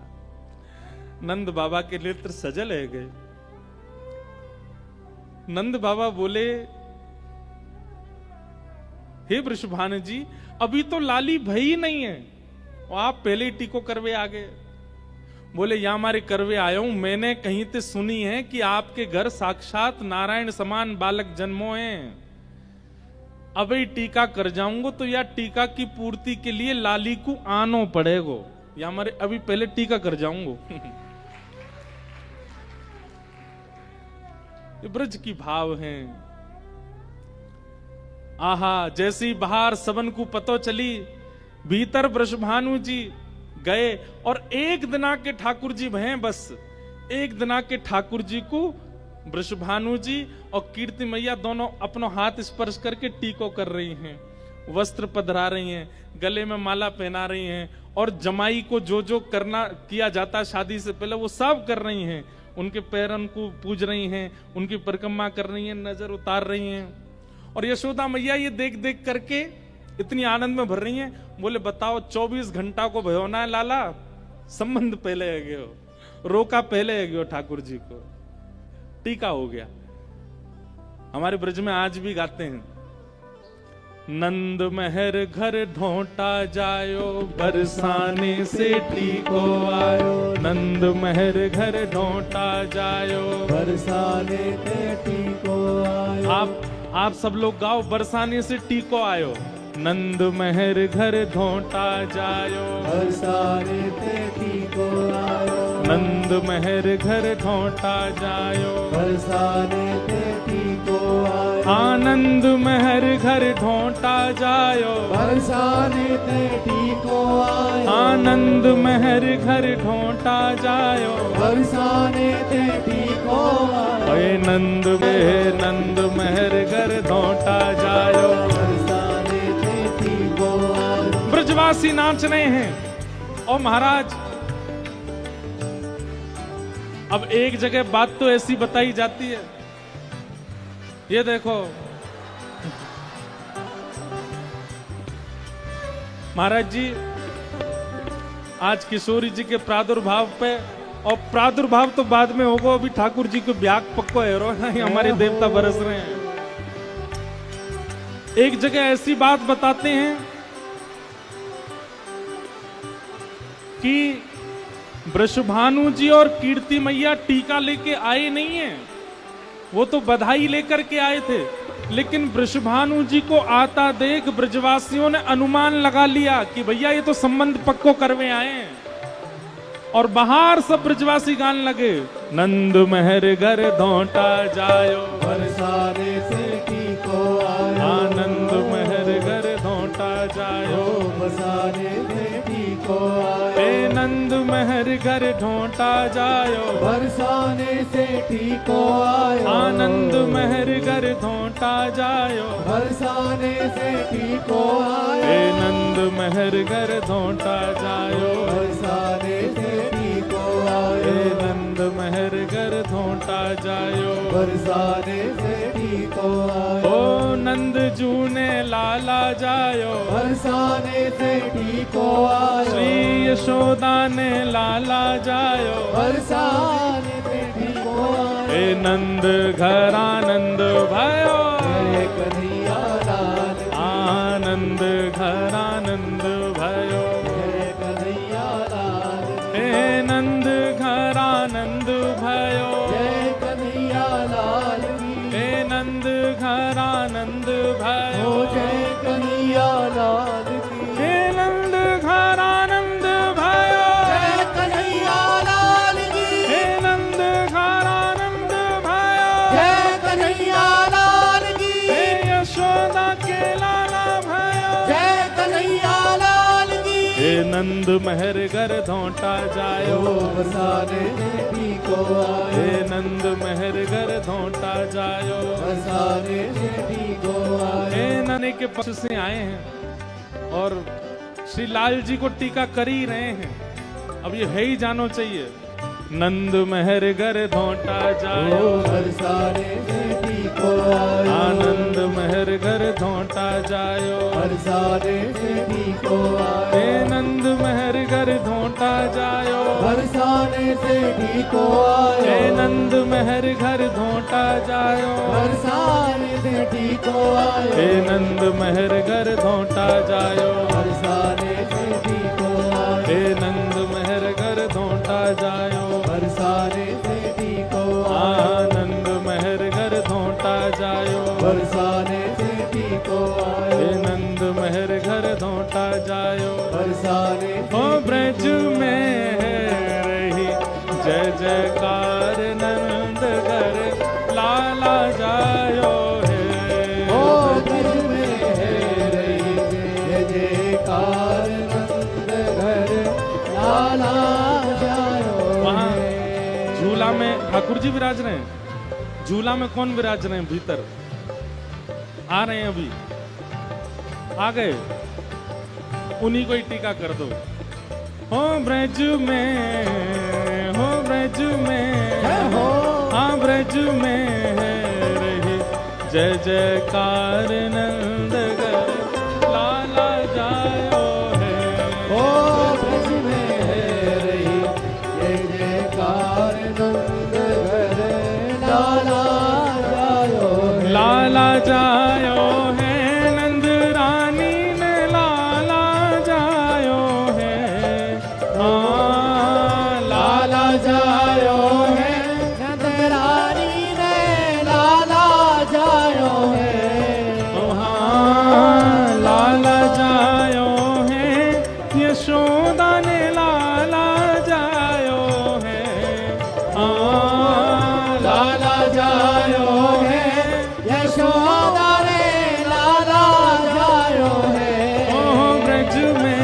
रही जय जयकार नंद घर लाला जायो है ब्रज में है रही जय जयकार नंद घर लाला जायो हाँ ब्रज में है रही जय जयकार नंद घर लाला जायो है ब्रज में है रही जय जयकार नंद घर लाला जायो यूथ के यूथ नंद घर आवे यूथ के यूथ नंद घर आवे यूथ के यूथ नंद घर आवे यूथ के यूथ नंद घर आवे ग्वाल बाल सब हिल मिल गावे ग्वाल बाल सब हिल मिल गावे सब ग्वाल बाल सब हिल मिल गावे ग्वाल बाल सब हिल मिल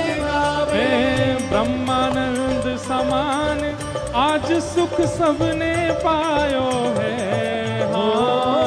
ब्रह्मानंद समान आज सुख सबने पायो है हे ब्रज में हाँ ब्रज में ओ ब्रज में है रही जय जयकार नंद घर लाला जायो है ब्रज में है रही जय जयकार नंद घर लाला जायो हे ब्रज में है रही जय जयकार नंद घर लाला जायो है ब्रज में है रही जय जयकार नंद घर बोल नंद के लाला की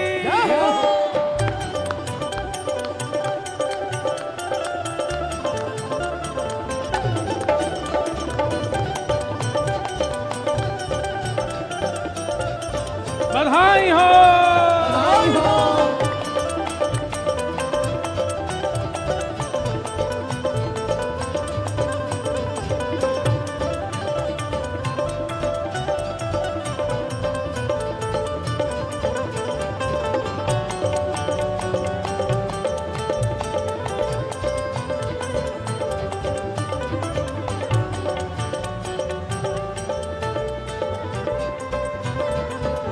ब्रज 84 कोस में भैया ब्रज 84 कोस में भैया ब्रज 84 कोस में भैया ब्रज 84 कोस में भैया हाँ कोस में भैया कोस में भैया हाँ ब्रज में भैया ब्रज में भैया हाँ ब्रज में भैया ब्रज में भैया हाँ ब्रज में भैया ब्रज में भैया हे ब्रज 84 कोस में भैया ब्रज 84 कोस में भैया सब कहें धन्य यशोदा मैया सब धन यशोदा मैया 80 साल की आयु में सुत जय जयकार नंद घर लाला जायो रही जय जयकार नंद घर लाला जायो विराज जाओ सब लोग बैठ जाओ बधाई हो बधाई हो बधाई हो वाह भैया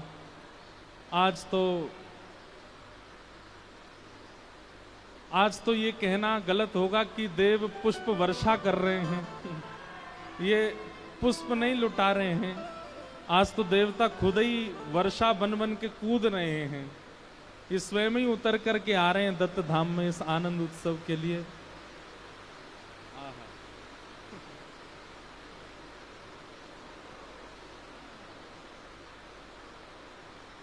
महाराज जी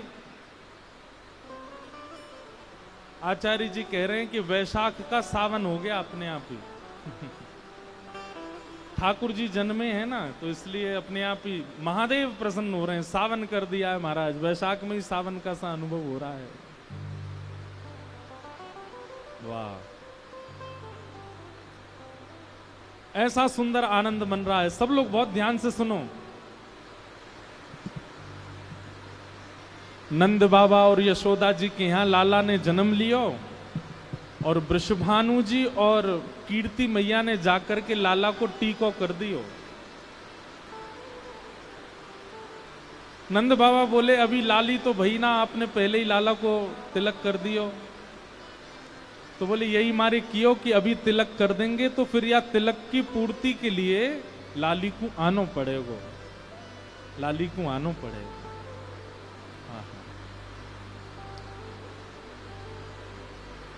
ब्रजमंडल में उत्सव भय, नंद बाबा खूब लुटा रहे हैं। तब वृषभानु जी ने बस अपने आंचल को पसार करके एक ही वस्तु मांगी कि बधाई में देनो हो तो अपने लाला को दे दो, बस और कुछ नहीं चाहिए। ये जैसे लाला आपके हैं वैसे ही लाला हमारे बने रहे, ऐसी कृपा। नंद बाबा ने हृदय से लगाया वृषभानु जी को। वृषभानु जी और कीर्ति मैया वापस बरसाने चले गए और अब बस प्रतीक्षा कर रहे हैं कि कब वह घड़ी आवेगी और लाली को अवतरण होएगा।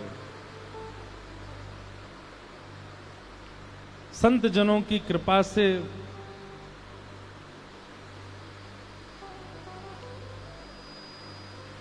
ठाकुर जी के अनुग्रह से महाराज जी उत्सव तो है ही गयो अब। आज देवता ही उत्सव मना रहे हैं, वर्षण कर रहे हैं। और एक बात कही जाती है कि उत्सव के प्रारंभ में, उत्सव के विश्राम में या उत्सव के मध्य में यदि देव पुष्प वर्षा कर दें तो इसका मतलब है कि उस उत्सव में केवल मानव नहीं है, देवता भी आए हुए हैं, वो भी उस उत्सव को स्वीकार कर रहे हैं।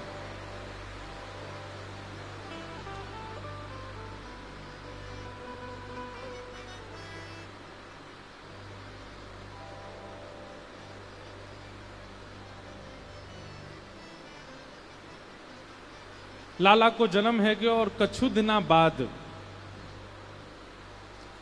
श्री कीर्ति मैया को अब जैसे यशोदा मैया को प्रसव के गुण अनुभव हो रहे थे, ऐसे कीर्ति मैया को भी अब प्रसव के गुण अनुभव होने लगे।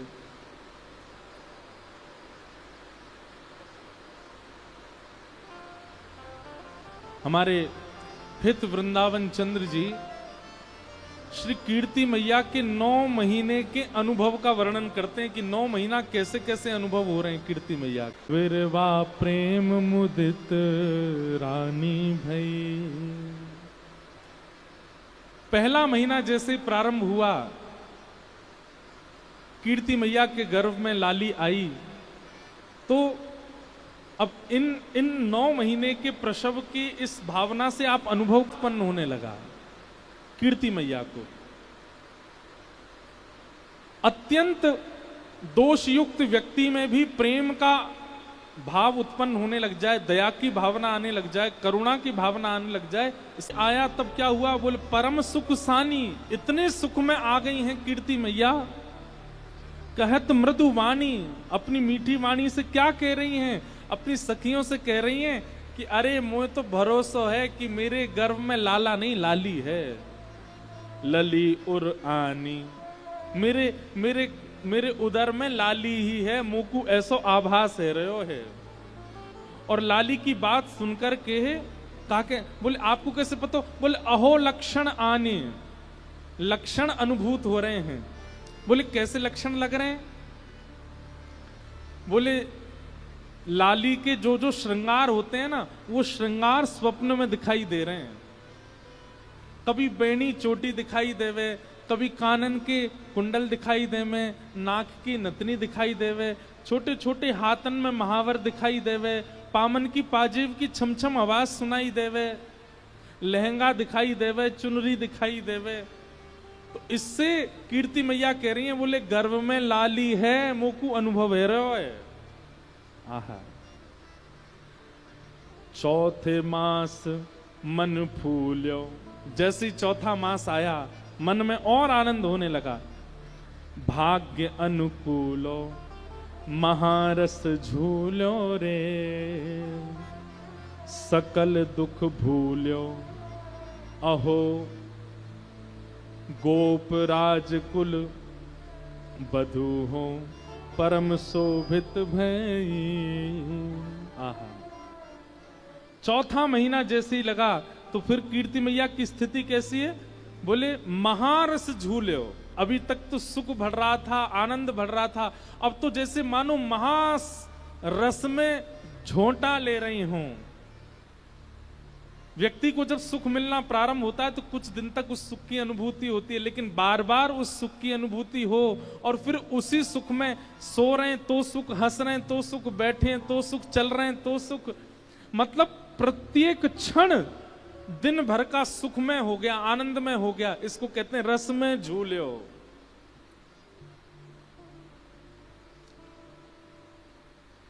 पूरे दिन में हम लोगों को कभी कभी सुख का अनुभव होता है, लेकिन सुबह से लेके रात्रि तक, फिर रात्रि से फिर सुबह तक सुख ही सुख का अनुभव होता है। उसको कह रहे हैं सुख में झूल्यो, महारस में झूल्यो। कीर्ति मैया को कैसा अनुभव हो रहा है? बोले हर क्षण सुख का अनुभव हो रहा है, महारस झूल्यो। और फिर क्या करिए? बोले सकल दुख भूल्यो। जब सब लोग इधर देखो, इधर देखो, यहां पर इतना सुंदर भाव चल रहा, कहां देख रहे हो? जब प्रसव में, गर्भ में बालक होता है तो मां को कभी कभी पीड़ाएं होती हैं, तो कह रहे हैं कि वो प्रसव पीड़ा का अनुभव ही नहीं हो रहा है कीर्ति मैया को। वो तो मानो जैसे परम सुख में झूल रही हैं, महारस में झूल रही हैं, ऐसा उनको अनुभव हो रहा है। आहा। और फिर 5 मास जब आन्यो, 5वां महीना प्रारंभ हुआ कीर्ति मैया का। और फिर क्या हुआ? 5 मास जब आन्यो, देख कुटुंब सिहान्यो। आहा। नगर जब जान्यो री, आते मास सहेली, नहीं तजत अकेली, कहत सुनो हेली रे। 7वां महीना जैसे ही आया तो शाम को सखियां जब सेवा करके जाने लगती हैं तो कीर्ति मैया कहती हैं, नहीं तजो अकेली, अब अकेली मत छोड़ो, मेरे पास ही रहो। भैया कछु पता ना है कब कौन सी खबर आ जाए, कब कौन सी, मतलब कीर्ति मैया को इतना उन्माद है हृदय में कि मैं कहीं जल पीवे के काजे भी उठूं तो मुंह को श्रम हो, वह श्रम से मेरे गर्भ में जो लाली है वह को कहीं श्रम नहीं है जाए। इसलिए सखियों को कह रही हैं, अपने सब सामग्री लेके मेरे घर ही आ जाओ, मुंह को छोड़ के अकेले मत जाओ, यहीं मेरे संग ही रहो। 7 मास सहेली, नहीं तजत अकेली, कहत सुनो हेली रे। रहो संग भेली, सबको संग रहने के लिए कहते हैं। अहो भांति भांति समुझाए, गर्व रक्षा करी। गर्व के बालक को जिससे सुख हो वो सब कर रही है कीर्ति मैया, अति आनंद में है। आहा। 8 मास द्विज आए, 8वां महीना जैसे हुआ, ब्राह्मण जन सब घर पर आए, बोले पठाए, और सबने कीर्ति मैया को घेर करके सुंदर सुंदर प्रवचन किए, सुंदर सुंदर वेद मंत्र सुनाए, सुंदर सुंदर स्तुतियां सुनाई, ठाकुर जी की लीला कथाएं सुनाई, और कीर्ति मैया बैठ करके प्रमोद मन से श्रवण कर रही हैं। आहा।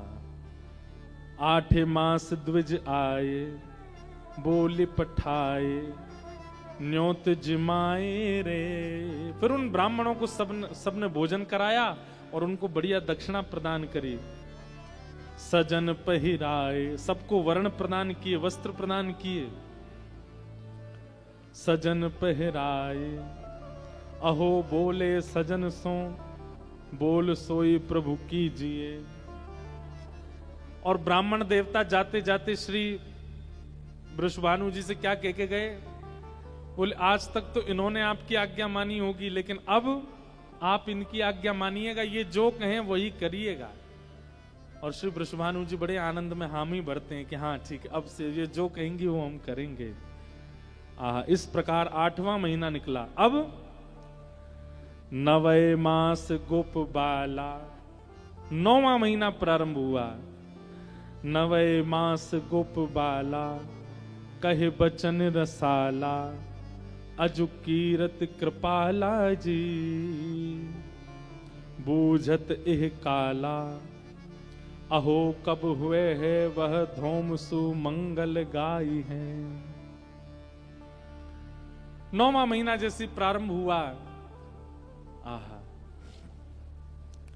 कीर्ति मैया से अब सब आकर के कहते हैं कि मैया अब तो कोई भी क्षण, कोई भी घड़ी, कोई भी समय शुभ संकेत आ सके, लाली को जन्म है सके। इस प्रकार 9 महीने निकले और 9 महीने पूर्ण होते ही पूजे हैं 10वां मास। 9 महीना पूर्ण हो गए, 10वां महीना प्रारंभ हुआ। उर बड़ो है हुलास, सफल भैयास, कियो भवन प्रकाश है। यहां वर्णन करते हैं कि 9वां महीने की अंतिम रात्रि, 9वें महीने की अंतिम रात्रि थी और श्री कीर्ति मैया और वृषभानु जी दोनों सोए हैं। तभी वृषभानु जी के स्वप्न में क्या आता है कि वृषभानु जी बैठे हैं और तभी एक छोटी सी किशोरी डगमग डगमग चाल चलती सी भई आई और श्री वृषभानु जी की गोद में बैठ गई और बैठ करके वृषभानु जी की दाढ़ी से खेल रही है। और ठीक उसी समय कीर्ति मैया को भी स्वप्न आया। और कीर्ति मैया को क्या स्वप्न आया कि एक नन्ही सी किशोरी, सुंदर गौर वर्ण स्वरूप है, वो आई है और आकर के गोद में बैठ करके मानो कीर्ति मैया की छाती टटोल रही है और मानो कह रही है कि मुंह को दूध पिलाओ। और तुरंत कीर्ति मैया अपना पयोधर जैसे ही मुख में देती हैं, नेत्रों से अश्रुपात होने लग जाता है। ऐसा कोमल अंग, ऐसा सुंदर स्वरूप, नेक सी लाली गोद में बैठ करके दुग्ध पान कर रही है। और अचानक ही दोनों की निद्रा खुली और जैसे ही दोनों की निद्रा खुली, वृषभानु जी कीर्ति मैया से पूछा कहा भयो। कीर्ति मैया वृषभानु जी से पूछा कहा भयो। अरे मैं तुमसे पूछ रही हूं कहा भयो। बोले मैं हूं तुमसे पूछ रहा हूं कहा भयो। कीर्ति मैया बोली मैंने तो एक सपना देखो। वृषभानु जी बोली अरे मेहर मैंने भी एक सपना देखो, तुम पहले बताओ तुमने कहा सपने में देखो। तब वृषभानु जी बताते मैंने तो सपने में देखो एक नेक सी लाली गोद में आके मेरी दाढ़ी ते खेल रही है। कीर्ति मैया के नेत्र सजल है गए। बोले मुझे भी यही सपना आया कि एक लाली मेरी गोद में बैठ करके मेरो पयोधर पी रही है। और ये दोनों के मध्य में चर्चा चली रही थी कि अचानक से श्री कीर्ति मैया को प्रसव पीड़ा प्रारंभ हुई। और जैसे ही प्रसव पीड़ा प्रारंभ हुई, वृषभानु जी दौड़े दौड़े गए, चिंता में भर गए हैं, पसीने से आ रहे हैं और दौड़े दौड़े सखियों के पास गए, दाई अम्मा के पास गए। बोले जल्दी चलो, अरे पीड़ा हो रही है कीर्ति मैया को। सब दौड़ करके गए, भीतर जाकर के देखो, भीतर से किवाड़ बंद कर ली है। सब सखियां चारों ओर खड़ी हैं, किसी प्रयास से नहीं, बिना प्रयास के ही, बिना किसी के सहयोग के ही।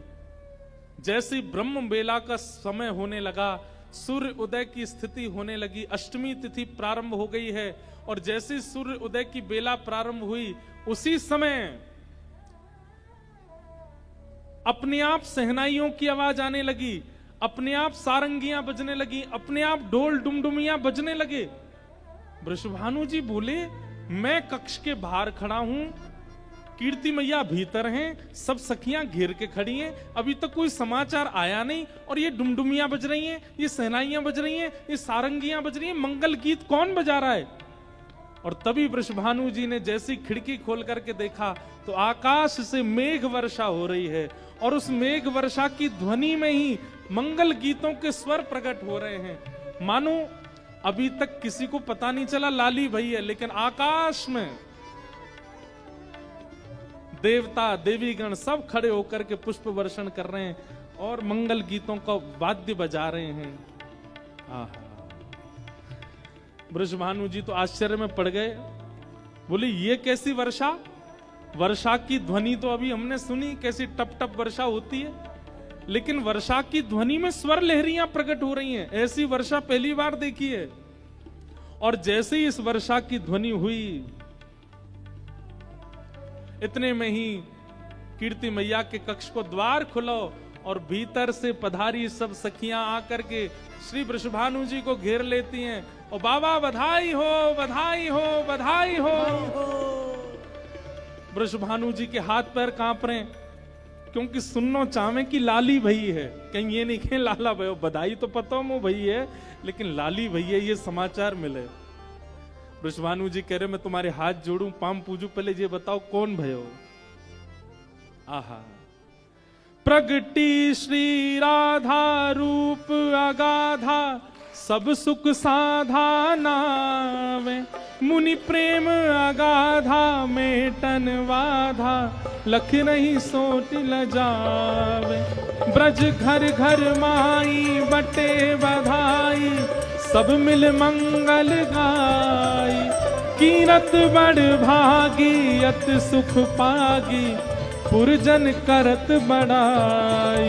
सुर नर मुनि हर से सुम नहीं बरसे, चढ़े विमान आए, भय चित्र से ठाणे लखी सुर बाड़े, बाजे विविध बजावे।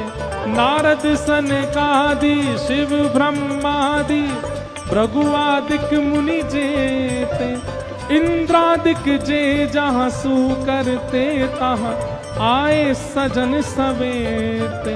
शिव मिलकर जोरे करत निहोरे, जय जय भानु दुलारी, जय कीर्ति कुमारी, जय हरि प्यारी, जय जय सुखदातारी। जय नित्य किशोरी प्रिय चित चोरी, यह विनती सुन लीजय। ब्रजवास ही दीजय, ब्रज रस पीवे, चरण शहन गह लीजय।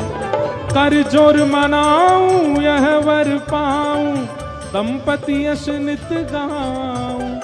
पद कमल सुतोरा मधुमुष मोरा, मन नित जहां बसाऊं। एही भांति सकल सुर स्तुति करके, निश निश धाम सिधारे। नंदादिक आए अति हर्षाए, सब मिल कंठ लगाए।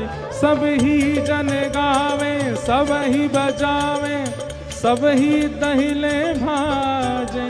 बरसाने आए विधिन सहाय, जय जयकार करावे, जय जयकार करावे, जय जयकार करावे।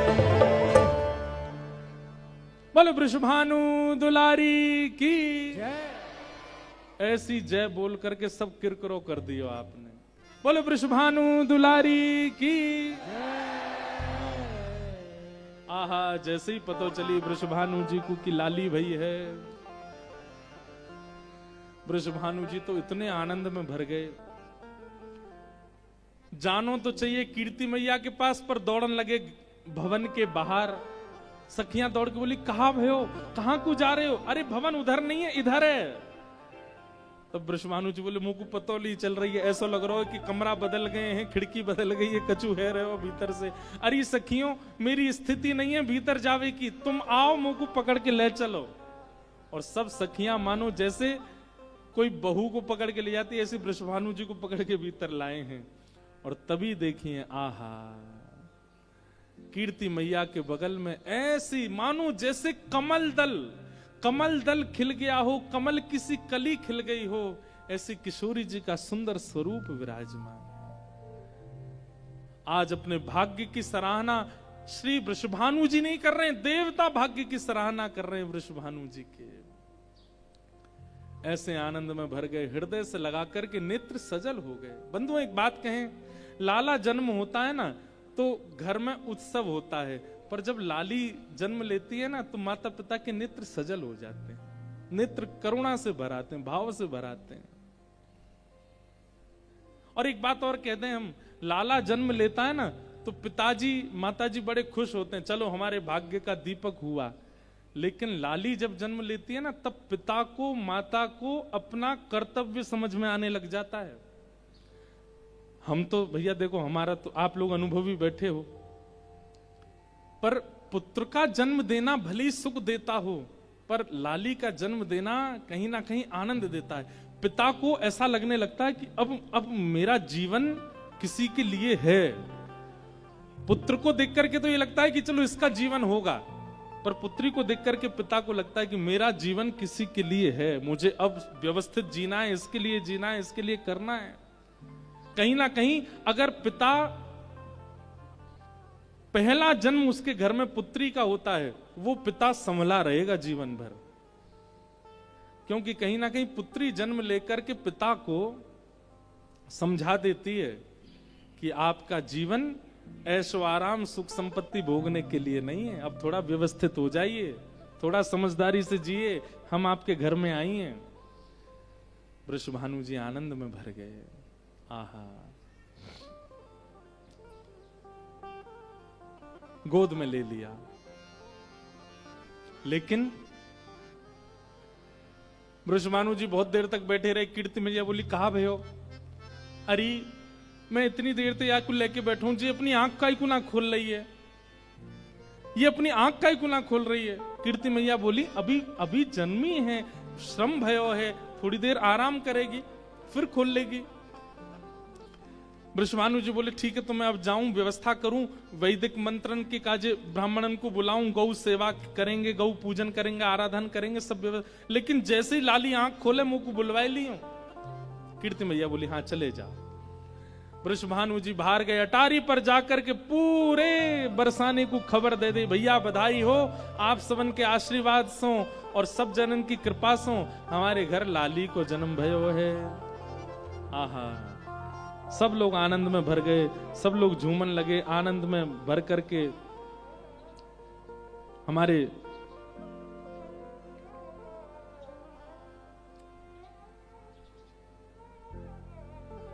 श्री हरिवंश महाप्रभु बधाई गाते हैं।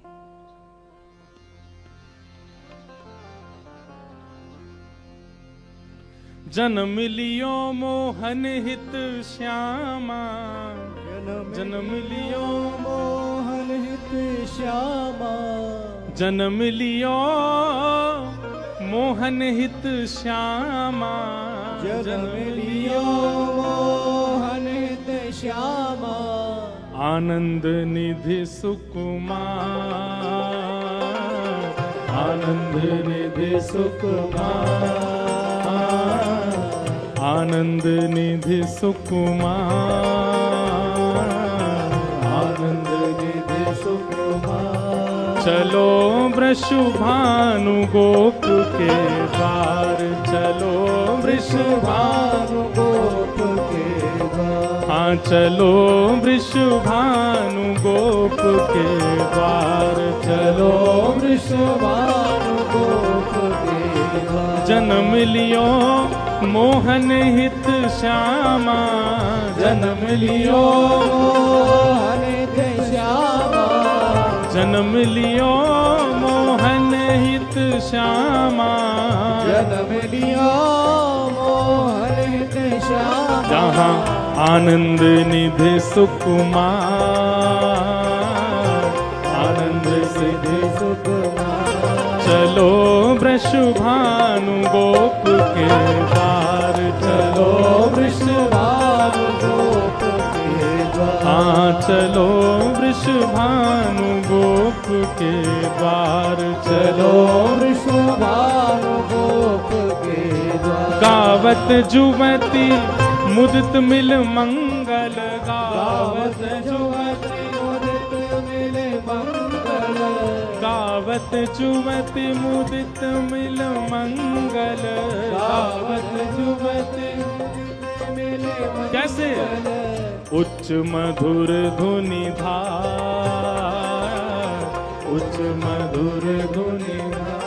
चलो वृषभानु गोप के द्वार, चलो वृषभानु गोप के द्वार, हाँ चलो वृषभानु गोप के द्वार, चलो वृषभानु गोप के अब सब ब्रजमंडल में खबर पहुंच गई है कि भैया वृषभानु जी के लाली भैया सब सज सज के जा रहे हैं वृषभानु गोप के द्वार। हम भी दत्त धाम से बढ़िया सब लोग चलें, भुजा उठा करके ऐसी भावना रखो, हम भी चल रहे हैं वृषभानु जी के यहाँ, और बधाई गाते हुए सब लोग गाओ, बोलो वृषभानु दुलारी की।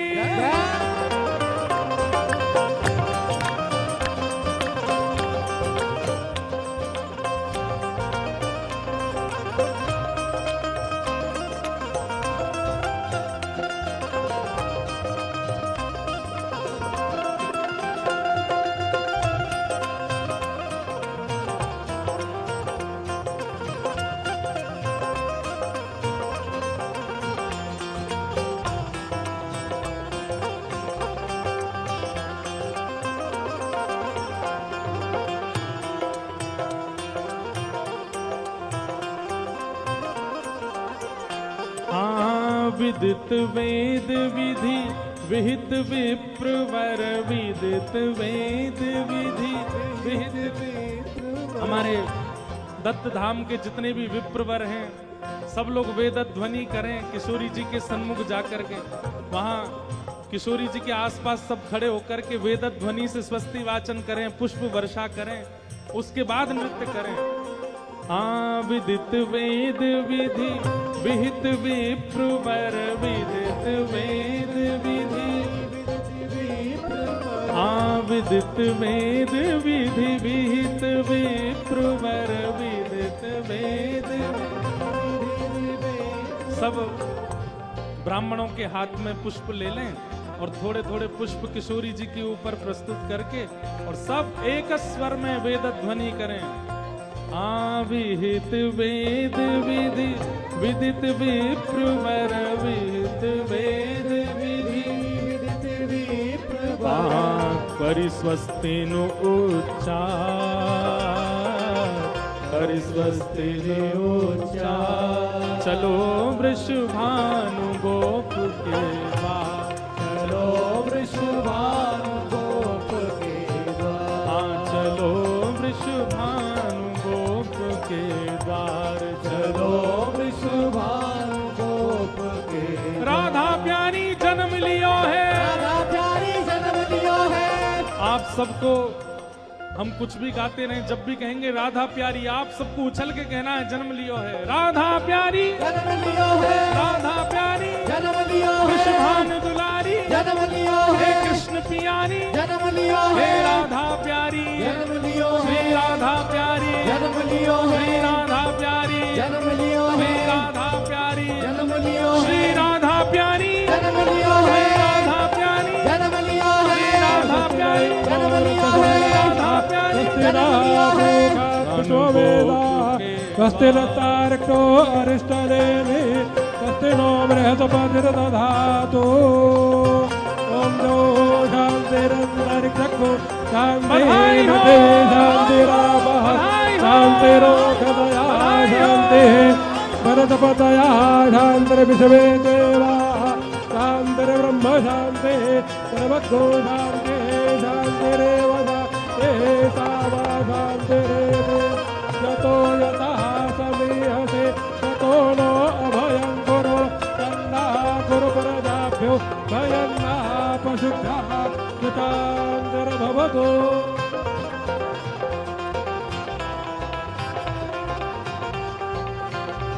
और क्या हो रहा है? मागध सूत बंदी चारण जस, मागध सूत बंदी, मागध सूत बंदी चारण जस, मागध सूत। कहत पुकार पुकार, कहत पुकार पुकार।